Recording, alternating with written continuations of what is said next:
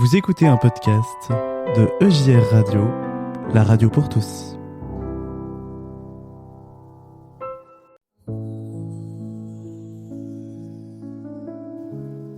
Et si je vous contais les 7 derniers jours de Jésus ? L'entrée triomphale. Jésus et ses disciples gravissent le mont des Oliviers et pendant ce temps, la nouvelle de sa venue se répand et une foule se rassemble. Des milliers de gens affluent à Jérusalem pour célébrer la Pâque. Tout le monde parle de Jésus. Beaucoup l'ont vu guérir les malades et rendre la vue aux aveugles. Et beaucoup racontent comment il a ressuscité Lazare. Mais tous ne sont pas contents de le voir. Les chefs des prêtres ont ordonné que ceux qui savent où se trouve Jésus le leur disent, afin qu'ils puissent l'arrêter. Ils ont peur que Jésus pousse la foule à se révolter contre Rome et que les Romains envahissent la ville et leur retirent leur autorité. Jésus envoie 2 de ses disciples chercher un ânon. Pas n'importe quel ânon, mais un petit âne que personne n'a jamais monté. Et si on leur demande pourquoi ils le détachent, ils devront répondre que le Seigneur en a besoin.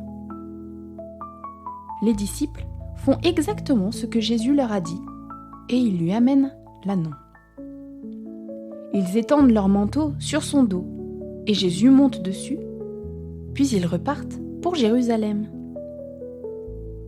En voyant Jésus descendre du mont des Oliviers sur un âne, les gens du peuple étendent leurs vêtements ainsi que des branches de palmier sur le chemin. Tout le monde crie « Que Dieu bénisse le roi qui vient en son nom ! Paix dans le ciel et gloire à Dieu au plus haut des cieux !» Tout cela a lieu conformément à ce que le prophète Zacharie a annoncé. Le roi d'Israël entrera dans la ville sur un ânon. Les pharisiens sont furieux. Ils ordonnent à Jésus de faire taire ses disciples. Mais Jésus leur répond « Si eux se taisent, les pierres crieront !» Quand les disciples disent à Jésus que dans la foule, des croyants d'origine grecque demandent à le voir, Jésus explique qu'il est temps pour lui de rendre gloire à son Père. Ensuite, il annonce sa mort dans une prière. Et il exprime à son Père son inquiétude au sujet des difficultés à venir, mais aussi sa confiance dans les plans de Dieu. Il dit « Père, rends ton nom glorieux. » Soudain, une voix retentit du ciel. « Je l'ai déjà rendu glorieux, et je le rendrai glorieux de nouveau. » En entendant Dieu, le Père répondre à son Fils, une partie de la foule pense que c'est le tonnerre, une autre qu'un ange lui a parlé. Jésus et la foule arrivent à Jérusalem, et bientôt, le temple apparaît.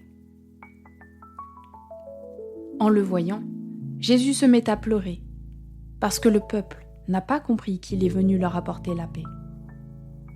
Puis il annonce qu'un jour, la ville sera détruite. Il n'en restera pas une pierre sur une autre.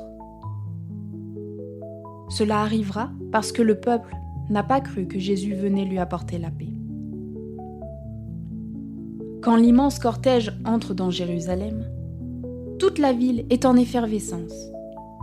Qui est cet homme ? La foule qui le suit explique que c'est Jésus, le prophète de Nazareth, en Galilée.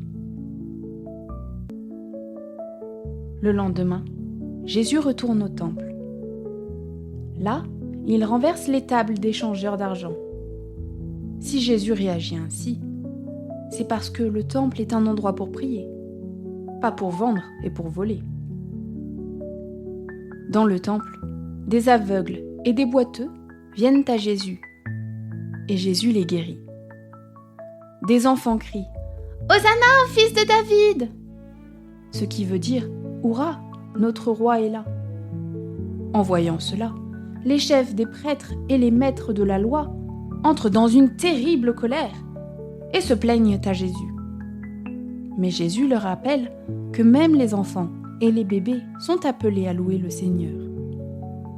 En disant cela, Jésus affirme qu'il est Dieu, car on ne pouvait louer que Dieu et pas un être humain.